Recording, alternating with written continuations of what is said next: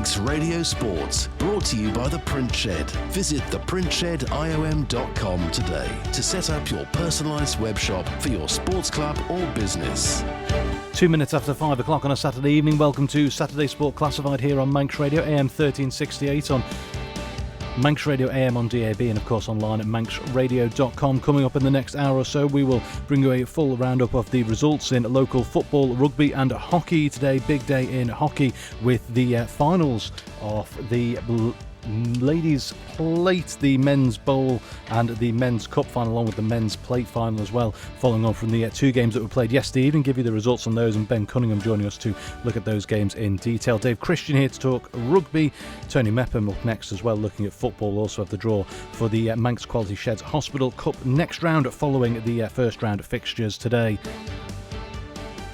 And coming up later on here on Manx Radio AM 1368, Rob Pritchard live at the press launch for the Isle of Man Steam Packet Company Southern 100 Road Races 2026. That coming up at 7 o'clock this evening. And we'll also have some news about TT 2026. You may have heard about James Hillier, who has confirmed he won't be racing in this year's Isle of Man TT, but he will be at the event in a brand new role. We'll hear all about that, and looking ahead as well to the London Marathon, which takes place tomorrow. We'll be hearing from two Manx runners taking part. All that's coming up between now and around about 6 o'clock. Manx Radio Sport, brought to you by The Print Shed. From workwear to corporate wear and personalised gifts, visit theprintshediom.com.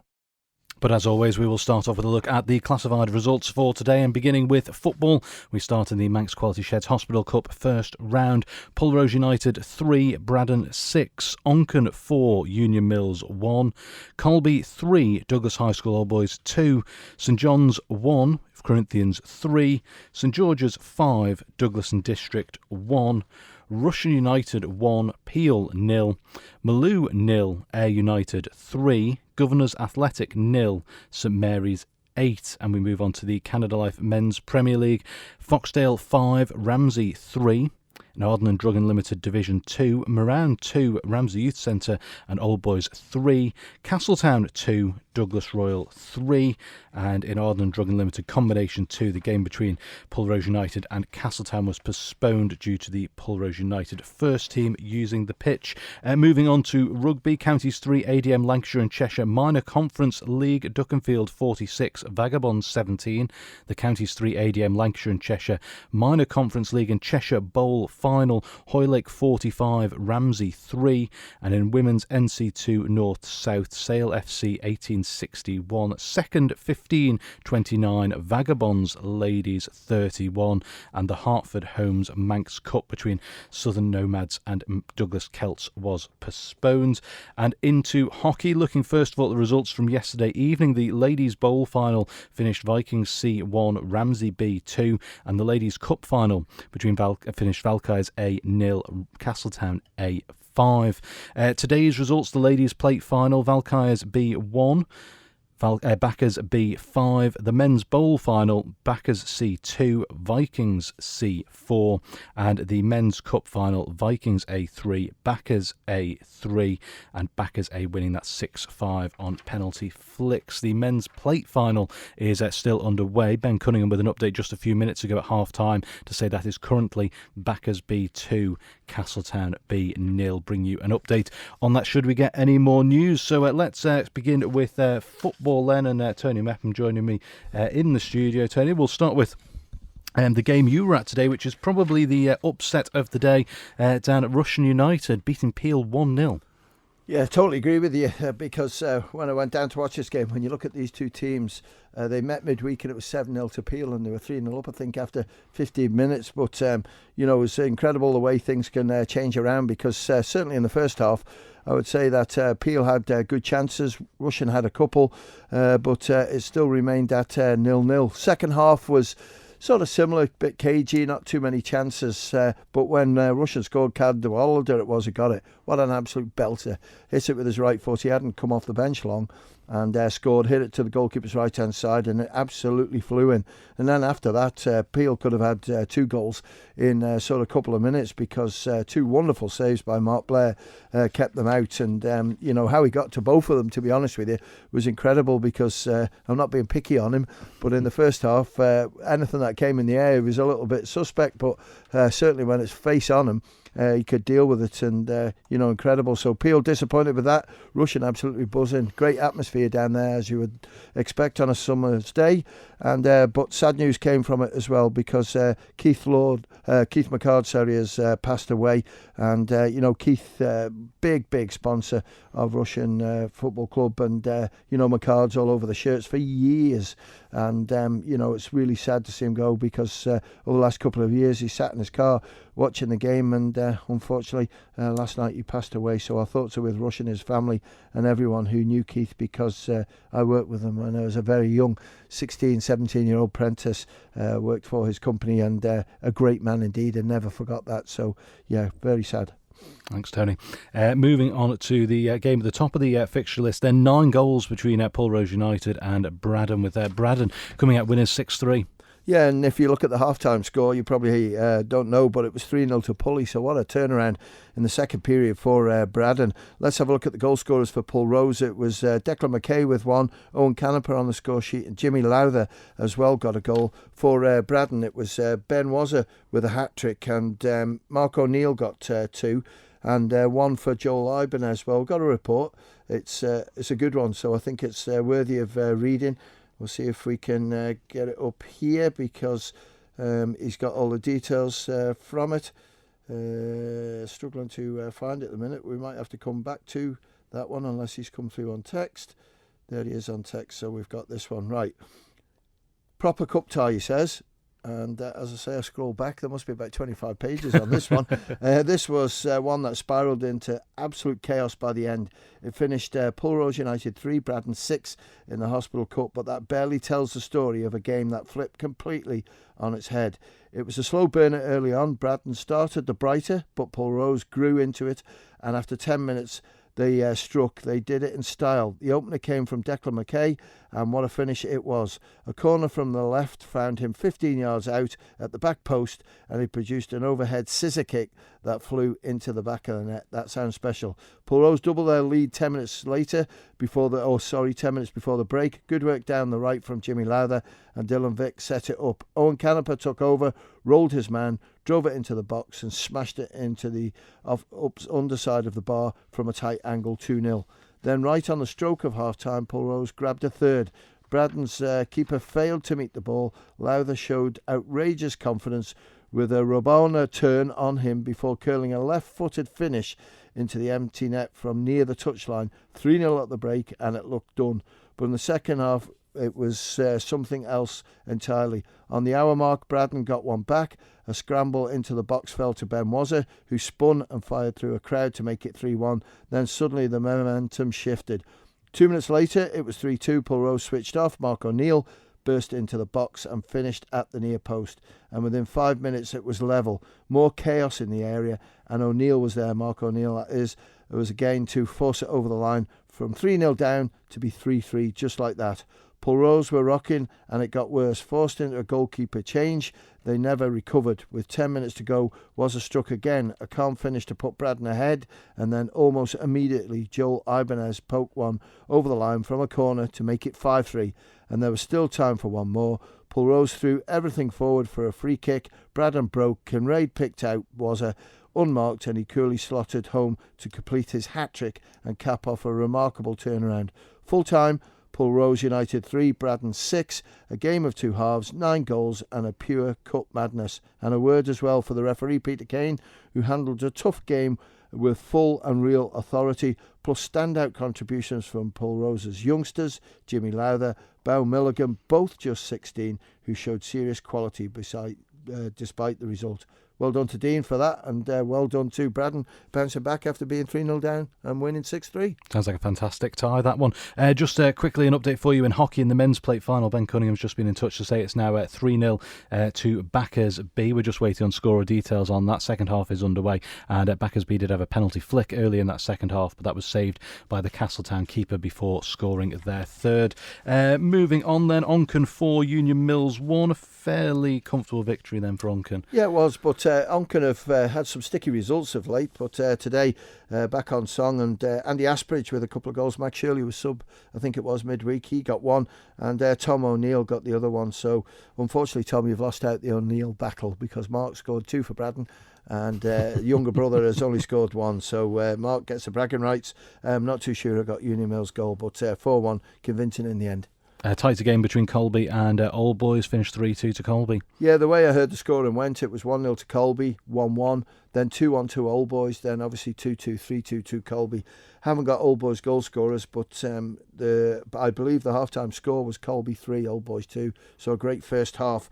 Steve Hollister got 1, and James Galway, I think it is, got 2 goals for Colby, so, cracking result for them. They go into the quarter-final draw, and Old Boys disappointed. And Corinthians against St John's United. Corinthians running out 3-1 winners. Yeah, I believe this was 0-0 at half-time. Went into extra time. Bevan Colley scored for Corinthians to make it obviously 1-0. And then I believe Sean Doyle got the second one after St John's went down to 10 players because Rhys Oates got sent off. So it was 2-0 to Corinthians. Joe Quayle pulled one back with 11 minutes left on the clock. But then the big problem again for St John's, they lost their goalkeeper, red card. So St John's were down to 9. And Adam McCulloch, second half substitute, came off the bench and scored to make it Corinthians 3, St John's 1. And we're on to the final. We've got a couple more left to do in the Hospital Cup first round. St George's 5, Douglas and District 1. Yeah, 2-1 at half time to Geordie's. Kieran McNulty, there's a blast from the past and still a good goal scorer, good player. Johnny Quirk got 1, George Kissick got 1, and Jacob Elliott got the other. Mac Matthews got his second in 2. He's only 16 years of age, and finished up St George's 5, Douglas and District 1. Well, Carl, our sponsor, is the manager of St George's. How'd it go, Carl? Is it a true reflection of the game? No. They started really well, to be fair. First 20 minutes, scored a really good goal, good passage to play, nice ball through and a great finish by the young lad. I didn't realise he was 16. He took his finish really well over the keeper from outside the area as the keeper come rushing out. We just didn't start, looked scrappy, kept going long, and then the minute we started playing football, that's when we got our 2 goals for half time. And then we came out, the game was finished 15 minutes in the second half, and then you know what it's like, hot sunny day, it just went flat for the last 20 minutes. But in the end we deserved to win, and it's nice to get the result. Probably one of the most prolific goal scorers in Manx football for a long time, Kieran McNulty. Must be nice to have him back in the squad. He's unbelievable. Yeah. He's so good. Still fit? His first goal, he went bursting through past centre back, rounded the keeper and finished it. It was unbelievable. Right. Bassey play? Sean play? No. Bassey was working. Sean, he's only played 1 game this year. So I think Judge played.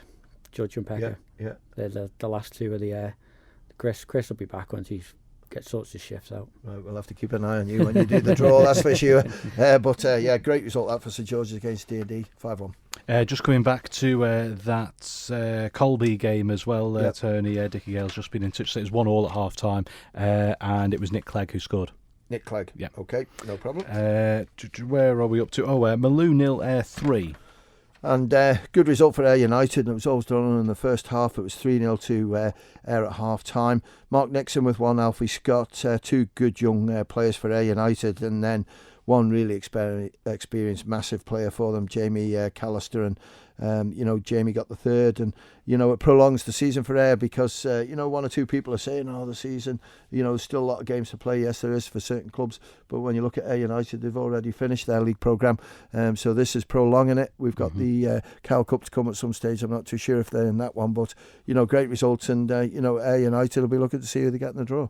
And the final one in the Manx Quality Sheds Hospital Cup first round, comprehensive win for St Mary's, who were 8-0 winners at Governors Athletic. Yeah, I think to be fair, it was always going to happen, and down at Colby's pitch, it might have just gone towards St Mary's way a little bit more. On grass, the pitch is good down there, but if it had been at the Bowl, I think Governors might have struggled. It's a massive pitch down there, but Mark Wolfenden, he's been prolific this season. He got 3. Nathan Pilmside got 1. Morgan Beckley, Tom Callow's had a great season. Tommy Fenlon hasn't had too many appearances this year, but he was in today. He scored a goal, and Chris Aspridge as well got the other one. So St Mary's superb against Governors, winning 8-0. And just turning our attention to the 3 league games that did happen today in the Canada Life Men's Premier League. It was a crucial day for Foxdale, and they had to win today, and they did win 5-3 against Ramsey. Well, they have, and it's their top player, Jay Chatwood, who's come up with it. Jay's got 4 of the goals today. Kawande, I think it is, Sawamba, got the other one for Foxdale. He's a great player. I've watched him a couple of times. He's quick. It's hard to keep a hold of him. But, Ramsey, that's a great result, that, for Foxdale. And if I look at the league table, I'm looking at Foxdale now. That's their first win of the season. So they're up till this morning. They played 19 and lost them all, or drew 3 and lost 16. But now they've got 1 win. It puts them on 6 points. So they move ahead of Douglas High School Old Boys, who have still got games to play. But when you look at Braddon just above them, it's still doable. So, maybe Downton Thomas last night, was saying, well, that's it now, it's not going to happen. But when you look at the goal difference, Braddon are minus 36 and Foxdale are minus, what will it be now, 73. Then it's a big ask, isn't it, to get up there? But fair play to them, having a bash, and that's what's good. And maybe that pressure's gone off a little bit now. Maybe give them a chance to play. Like you say, it's not mathematically impossible. But it's got a sort of air of inevitability around it now, and just make a fist of it and see what happens over the last few games for them. Yeah, I'd agree with you. And I always say, Carl could come in on this one. I think it's always important that your team does well towards the end of the season, because players who are maybe thinking of maybe moving on, take a different look at it. And I think Foxdale have showed some fantastic fight in the team. And Anthony Corkle will be chuffed to bits with that coming through. And when you look at the team sheet, it doesn't resemble past Foxdale team sheets from last year and even at the start of the season. So would you say fair results, as in, sort of Foxdale, bit of confidence in the team, and it bodes well then for next year if they do get relegated? Yeah, it does, because like you say, they've got 4 games left now. Mathematically, they can still stay in it. So it's definitely a big boost, where you think nobody else has got much to play for apart from the top 2, really. So you think a lot of people who they might be playing might switch off a little bit. So it gives Foxdale more confidence to go into that game then, to go and win it. Yeah, I agree, and they've still got a few to play. 4 league games they'll have to play.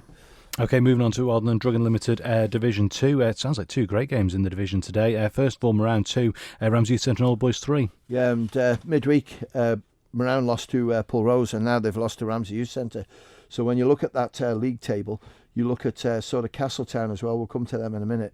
But Ramsey Youth Centre, they played 22 for 39. So for 42. So they're going really well. But when you look at Moran, they've only played 18 games after today's game and on 37 points. So they're starting to sort of slip off it a little bit. And, if Ramsey Youth Centre could, get it together playing 22, these teams play 27. So there's still plenty of games to play. When you look at D&D at the bottom, they've played 25 games. So it just shows you where the difference has been. But today, Ramsey Youth Centre and Old Boys were absolutely brilliant. And I think I've got a message in from Keith, who's absolutely buzzing. So I think it's only right that we read it out, because he'll get upset with me. But where are we? There he is. Right, hi mate. We will not be. Hang on. That's another one. We'll come to that. We just played out of our skin today, and it was really a committed performance by the players right the way through. And it was Adrian Scarabucci got 1, Leighton Ballard got 2. And 1 from the penalty spot. And while we're on that one, just to let you know that we'll come to Ramsey later on in the Junior Cup probably, but unfortunately Ramsey Centre and Old Boys can't field a team tomorrow, so we'll come to that later on. We'll sort that out. OK, and just look at the table there. They're worth noting as well. Moran do still have 4 or 5 games in hand on those teams above them. Yeah, they do, but when you look at it, you've got to sort of take the points away from the teams that are around you. And when you look at Pulrose, they're above them, Ramsey Youth Centre above them, and they've lost 2 both. So, yeah, it's still there for them, but all these games coming through now, it's going to be thick and fast, and as we've just said, they've played 18, but they've still got 9 to play now, league games, so to each week. It's going to be tight to get all those in. And the final result of the day then, and we've just touched on this, Castletown 2, Douglas Royal 3, and that pack just behind Castletown, because throughout the season it's been between Castletown and Colby, really, and they're getting hunted down now, aren't they, by the teams around them? Well, they are. And, Castletown have just slipped up of late. And against Douglas Royal, when you look at Douglas Royal, 6th in the league, but they've got a good team. And it's funny, I was speaking to Bailey Ashton this morning, who's top goal scorer, Douglas Royal, and he had a bit of a party to go to. And he just said, I'll see how it goes in the first half and see if I'm going to stay or whatever. Well, I think he did stay. And I just said, I'm sure whoever's party it is, I'll let you go, because he's going for the silver boot. And I think that now puts him 2 ahead of his nearest rivals. So he got 2 of the goals for Royal. Simon Dooley got 1 as well. But for Castletown, it was 2-1 at half time, so it was tight. But Lucas Simmons got a goal and Ollie Lee got the other.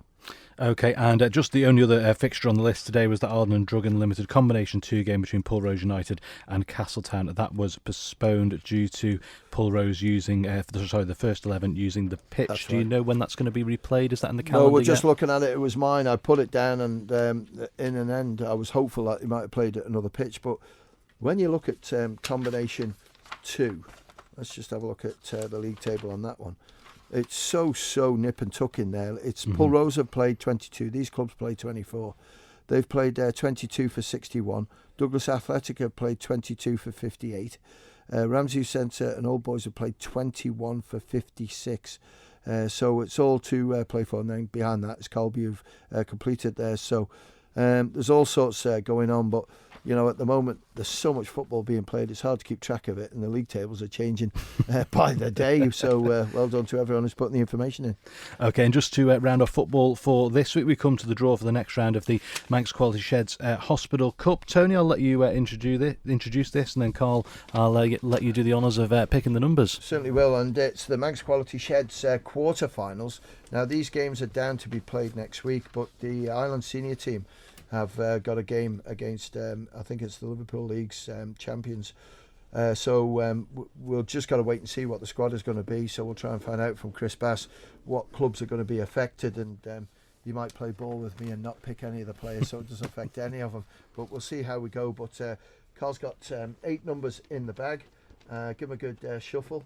I'm making sure that you can't see the Geordies numbers. I don't know what it is. Keep your eyes at Simon so you can't see, but it's deep there. He's not going to see them. So, right, first one out of the bag, please.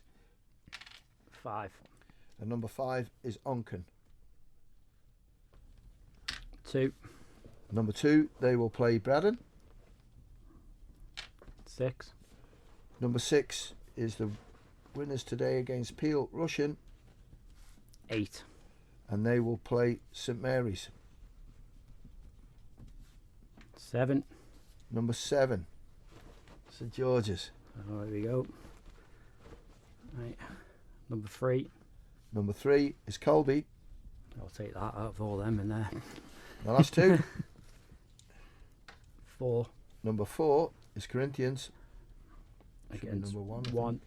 And number 1 is Ayr United. It's a good game. So the quarter-final draw to be played next Saturday. So as I say, we'll get checked on what players are included.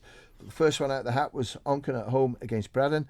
Then we have Russian, the winners against Peel today, against St Mary's. St George's will play Colby at home, and Corinthians have a home tie against Ayr United. OK, Carl, what do you make of that from a St George's point of view? Good. If I was going to get anybody out there, it'd be nice to play Colby. We've ran them quite close both times we played them this year, and even the lads have come on and said every time you play us you get better and better, because we've got a lot of young lads. So it'd be nice to go and give them a game and hopefully get through. OK, and those games, as you say, hoping to be played next week, that'll be confirmed as soon as possible then? As soon as we know, because just looking at it, I haven't seen the squad. Well, there's certainly Corinthians could have players involved in it. Ayr United could have players in it. I'm thinking of Sean and Jamie. You've got Harry Best in there as well. Leo Tregurtha, so they've potentially got 4 players. So I need to find out from Chris who's in his squad, because if they've got 2 players or more, the clubs can ask for a postponement. Okay, Carl, thank you very much for coming up No and problem. doing that draw. Thank you. Just one more bit of football news to bring you before we move on to rugby with Dave Christian. And this concerns FC Isle of Man, and the North West Counties Football League have released a statement confirming the outcome of the game with Prestwich Hayes earlier this month. FC Isle of Man have been awarded victory and 3 points for that abandoned game. The outcome has been confirmed in a statement by the North West Counties Football League this morning. In addition, a loss will be added to the playing record of Prestwich Hayes, but no goals will be registered for or against either side. The match between the two at the Bowl on Saturday the 4th of April was abandoned with just under 60 minutes played due to poor weather conditions. That fixture was then rescheduled for 10 a.m. the following morning at the same venue. However, Prestwich Hayes did not attend that rearranged fixture. After this, Prestwich Hayes went on to release a statement of its own explaining its reasons for not taking part in the rearranged game, citing concerns such as player welfare, injuries and travel constraints. And in its announcement today, the North West Counties Football League added that the board decided the match would then be replayed on the Isle of Man today, this Saturday, but that Prestwich Hayes had declined this due to costs. And you can view that full statement at manxradio.com from the North West Counties Football League. But that has been awarded a win to FC Isle of Man, but no goals, no goal difference will be affected by that in terms of the league table. I think, Tony, that probably seems like the most sensible outcome to that. That's spot on, because I was the way I understood it was that the 3 points had been given to FC Isle of Man, and that was it. But that is spot on what they've done. That's the same rules as us, is that you offer the club, you have to give them notice of it, which they've done. Prestwich Hayes have said, no, we don't want to play. You cannot award goals, which is absolutely spot on. So well done to North West Counties. Took a while to get there, but it's the right answer. And, FC Isle of Man, another 3 points. Do you think there was an element in here of the league maybe not wanting to affect the outcome of the table and have made this decision when they know it's essentially irrelevant to both the clubs involved where those 3 points go? To be fair, the league had nowhere to go because that was the only rule that they could make, is because under my understanding of the rules that we all stick to is that if both clubs agreed to the scoreline when it was abandoned, that can count. That's okay. Now, I'm guessing that maybe both clubs, well, certainly FC Isle of Man possibly, wouldn't, which is fine. That's no issue. But it was just when I heard that they were awarded a 3-0 win, you can't do that.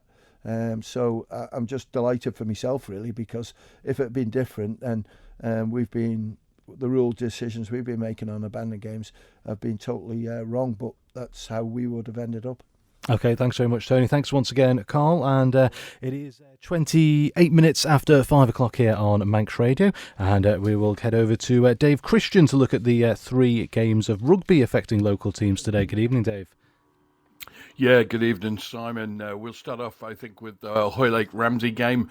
It was the final league fixture for both Hoylake and Ramsey in Counties 3, ADM, Lancashire and Cheshire Minor Conference. But it also doubled up as the Cheshire Bowl final as well. The fixtures threw a bit of a curveball, and Ramsey would have had to have made 2 journeys over to Cheshire to play this game. So it kind of made sense to double it up. And fair play to Hoylake and the competitions committee. Everybody agreed. So sometimes good things can happen. Not on the field, however, for Ramsey. Hoylake were off to a better start today. They dominated possession in the opening 10 minutes. And while the Ramsey defence held firm, some early indiscipline saw them pinned back in their own half. And 12 minutes in, the defence cracked. Hoylake shipped the ball wide, and it was left-wing Jake McConville who opened the scoring for them with some fancy footwork. He danced his way over the line. Ross Jones converted, and Hoylake even was 7-0 up. Ramsey then had to make some changes. Second row Jacob Catine picked up an ankle injury after 25 minutes. His replacement Harry Parsons was barely on the field before Hoylake bagged their second try after some loose Ramsey play and some excellent support running. Ross Jones missed the conversion for Hoylake, and as half-time approached, it was a 12-0 game. Ramsey still very much in it.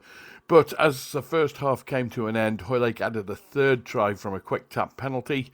That made it 17-0, and Ramsey finally got on the scoreboard with the final play of the first half when Dan Kelly kicked a penalty, which left the score at 17-3. Any thought of a Ramsey revival was quickly snuffed out early in the second half. Hoylake continued with their defensive pressure and then quickly added 2 more tries to their tally, with Ross Jones converting both. And suddenly the lead was gone from 17-3 to something a little bit out of Ramsey's reach, I think at 31-3, despite the fact that there were still 20-odd minutes to play. There was no joy for Ramsey in the closing stages, though. Hoylake ran in 2 more, both converted by Ross Jones, that gave them maximum league points and the Cheshire Bowl. And fair play to Hoylake, they came over to the Merrick Park in early January and were beaten there, but they kept their A game for the day when it really mattered, the big final at the end of the season. So that's Counties 3 done and dusted for both Ramsey and Hoylake. Vagabonds men were the next team to feature. They're in the same league. They were on the road at Duckenfield this afternoon, and Duckenfield needed 1 point from the game to claim the title, and they won that 46-17. So congratulations to Duckenfield. Well played to them. They're deserved winners of the minor conference, and I don't have any score information for that just yet. It was a slightly later kickoff, so information a bit slow to flow through this afternoon. The final game of the day was at Sale, Haywood Road Ground, very famous for Sale before they became the Sale Sharks. So Sale FC 1871 is their full title now, and their second team is in the same league as Vagabonds Ladies, Women's NC2 North-South. Sale are the unbeaten league champions. They'd won 13 out of 13 before today, and on average they conceded just 8 points a game. So it was a little bit of a daunting trip, I think, for Vagabonds Ladies, but they took one of their strongest away squads of the season and put in a gritty performance this afternoon to win 31-29. So fair play to them. It's Sale's first defeat of the season, and Vagabonds left perhaps wishing that they'd worked a little bit harder in some of those earlier games that might have just left them in the promotion places. This afternoon, their 2 stars of the season, at least in my view, are Freya Crow and B. O'Neill. They both weighed in with tries this afternoon, but the strength throughout the squad was underlined with additional tries from Lauren Ellison, Becky Dunn and Leona McGovern. Skipper Sammy McDonald kicked 3 conversions as well, and that proved to be the difference between the 2 sides, just 2 points in the game.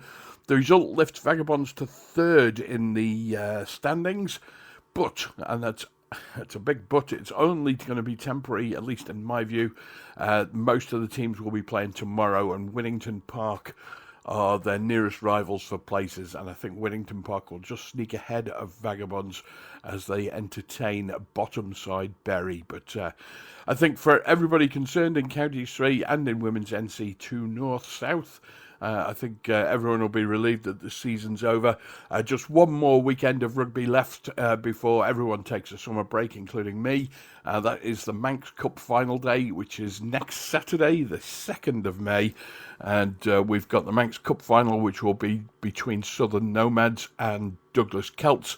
And we'll also, I think at the moment, provisionally at least, we'll have a Manx Plate final between Ramsey and Vagabonds.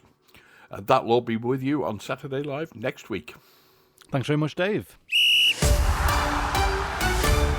Manx Radio Sport, brought to you by the Print Shed. Take your team to the next level with locally printed and embroidered sportswear and clothing. 26 minutes away from 6 o'clock here on Manx Radio Saturday Sport Classified. Still to come before the end of the programme. We'll take a look at 2 runners heading off to the London Marathon to take part in that tomorrow, and looking at the charitable causes that they are running for, and also that news of James Hillier's involvement in this year's TT. He won't be racing, but he will still be involved in the event. All of that coming up very shortly. Before we get to that, though, let's turn our attention to hockey, and Ben Cunningham is joining me on the line remotely this week. And before we get into results, Ben, let's just get the latest on the men's plate final. This game a little bit late getting underway. It was 3-0 last time we had an update, but I believe there's been some more goals.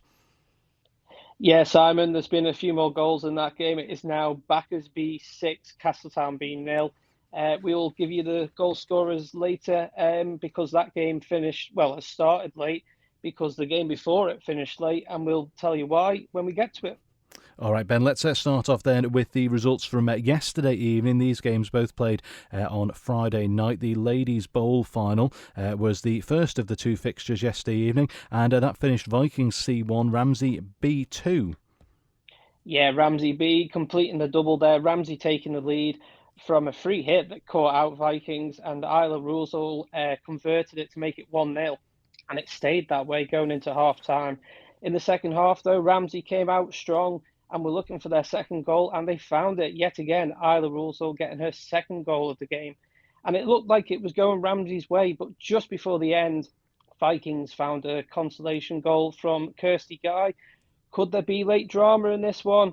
Unfortunately, though, it was just too late for Vikings C to take it to flicks, and that game finished Ramsey B2, Vikings C1, Ramsey B completing the double. And the later game yesterday evening, the Ladies' Cup final between Valkyries A and Castletown A, also held at the NSC. The Southerners coming out on top, 5-0 winners. Yeah, of course, Castletown A defending champions, and they remain the defending champions. And I'm told by a reliable source that's now 4 years in a row that Castletown A ladies have done this. So big congratulations to them. Castletown A took the lead thanks to Zoe Shimon from the penalty spot. She got a penalty flick awarded, which she converted. And then Faith Watson got on the score sheet from a slick short corner, giving the Southerners a 2-0 lead over the Westerners going into half-time. Second half, Lucy Allen carved open the defence and slotted home to make it 3-0. Eden McCubbin got her name on the score sheet to make it 4-0. And then Faith Watson rounded off a great game for herself, getting her second goal of the game to make it 5-0. For Valkyries, though, they'll be disappointed with that game. They've really tested Castletown throughout the season in the league.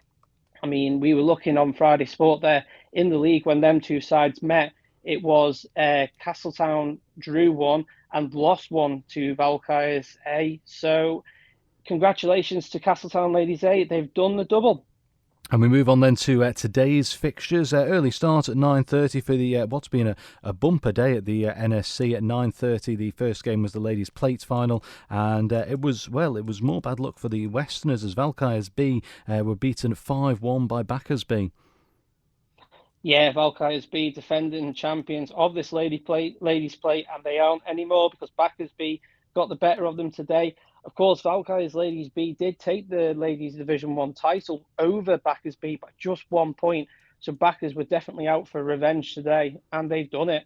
Ross Lynch with 2, Ella Edwards with 1, Sophie Partington with 1, and Sienna Millwall with 1 for Backers B. And the consolation goal for Valkyries B coming from Andrea Lace. But big congratulations to Backers Ladies B overcoming the Ladies Division 1 champions. And the next game taking place at 1 o'clock this afternoon was the Men's Bowl final. That was between Backers C and Vikings C, and Vikings C coming out 4-2 winners. Yeah, and of course, Backers C just pipped Vikings C to the runners-up spot in Men's Division 2. But today, Vikings C got the better of Backers C. The Backers C goal scorers were Dan Stevenson and Christian Davies. Now, of course, I'm off island now. I know when Dan Stevenson scores on a cup final day, there is a certain celebration he does. So if anyone can let me know if he did do it, please do let us know. But for Vikings C, it was James Baker, Jay Davis and Patrick Williams. But Vikings C get the men's bowl. And the Men's Cup final, that game at 2:30 today. Now, this finished 3-3 between Vikings A and Backers A. It went to penalty flicks, as you would expect, and Backers A winning 6-5.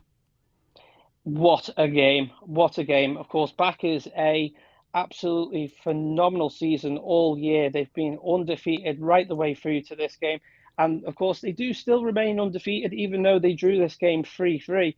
However, Backers A take the victory on penalty flicks by 6-5. And I mean, a big thank you to Jules Watterson, who's been keeping me posted today, obviously with me being off island. But the first 4 penalties of the penalty shootout, it was 2 saves and 2 misses. So it just shows you how penalty flicks could go. Vikings, though, coming from 2-0 down at half-time just to make it 2-2, Backers then retaking the lead before Vikings equalising just before the final whistle to take it to penalty flicks. And Backers' ace keeper was the hero of the day, getting that save to make them the winners. Vikings' goal scorers were Archie Cayley with 1 and Eddie Cayley with 2. And then the Backers' goal scorers were Elliot Reid, Jamie Brown and Andy Whiting. But what a men's cup final. And that takes us on to the men's plate final, which was understandably a little bit late getting underway. It was due to start at 4 o'clock, but due to those penalty flicks, a little bit delayed. You mentioned there that it was currently 6-0 to Backers B against Castletown B. Any update on that game at the moment, Ben? And the full-time whistle has just literally gone, Simon, and it's finished. Backers B 8, Castletown B 0. And of course, Tony Bentley Roberts with 3. Ollie Christian with 3, Jack Grimley with 1. We're just waiting on confirmation of the 8th goal scorer. But big congratulations to Backers Men's B. They have done the double as well. They are through, they've won the men's Division 1 title. And today they've wrapped up the men's plate final. It'll be a big rush now for the Castletown squad. Their Castletown Club's awards evening tonight is due to start at 7 o'clock. So all them boys will be heading home now as fast as they can to get themselves suited up and looking sharp for the cup final. Unfortunately, my invite I had to decline because I'm currently in Blackpool. I'll bring you back some rock, don't worry, Simon. All right, thank you very much, Ben. I'll let you get back to your evening in Blackpool. Thank you for joining us on what's been a fantastic weekend there for, fantastic couple of days really for Manx hockey. Some great games across those fixtures. Ben, thank you very much. No worries. OK, we're about 18 minutes or so left of the programme. A couple more things to look at for you. And we start off with the London Marathon, which is, of course, taking place tomorrow for 2026. And yet again this year, a strong field of Manx competitors taking part. Those who will be involved from the Isle of Man will be involved for a variety of different personal and charitable causes. One of the Isle of Man's participants this year has the chance to make Manx history at the event. Michael Ryan, who previously served in the military with the Royal Engineers, is hoping to become the first wheelchair competitor from the island to finish the full race. He's been telling Manx Radio why the London Marathon is a challenge he personally wanted to take on. London Marathon has always been like one of those things I've always wanted to do, like even before my wheelchair came along. Since my 20s, you know, I mean, I can remember watching it on TV and stuff like that. During my time in the army, you sort of think to yourself, like, I will do this one day. Even after I got injured, it never totally went away. You know, it was always one of those things that I wanted to do. People enter for different reasons. Some will do it for personal performance goals. Plenty, of course, do it for charitable causes. I mean, what are you hoping most of all to get out of the experience? For myself, it's feeling that I can still do something that not everyone can do, whether you're able-bodied, disabled, whatever. I mean, we all have that little bit of ego inside of us, you know, which is there. But something else which I really like the idea of is sometimes you can feel quite helpless when you've got disabilities, or even if you haven't, you know, you can feel quite helpless sometimes. If somebody gets some kind of inspiration from this, I really like the thought that somebody gets that sort of get up and have a go kind of feeling from it. That would really sort of be a big pick-me-up for myself. I've had a hellish year. Like, I injured my arm about mid last year and it just hasn't healed up. So I haven't actually been able to train a single meter. I mean, I've done hard things before, so it's not like I've just sort of rolled out of bed and said, oh, I'm going to have a go at this. But I really do think that the crowds, the atmosphere will help. I've got my own mindset, which I know is unbreakable. That's the only thing that is unbreakable about me, is my mindset. I truly believe if I can get to that start line, I'll get to the finish line one way or another. Elsewhere, and especially for those who aren't involved in endurance events, one question that gets asked is, what are the final preparations for a marathon after weeks and months of training? For Isle of Man runner Jess Bryan, who's taking on the London Marathon for the first time this year, she has a very different and exciting 24 hours leading up to the race itself, as she's been explaining to Rob Pritchard. It's shaping up to be quite the weekend. It wasn't how I originally planned my London Marathon journey to go, but it's actually ended up being my hen party weekend, the same weekend as the London Marathon. My sister and best friend organised it. They were aware I was doing the marathon, but just got a little bit confused with dates. So they managed to bag us some tickets to see Olivia Dean in Manchester. So we're in Manchester at the Co-op Arena watching Olivia Dean, and then the concert finishes on the Saturday night. We get picked up by a minibus and we're getting taken up to London, and then I might get a couple of hours sleep. I'm hoping to then run the London Marathon on the Sunday morning.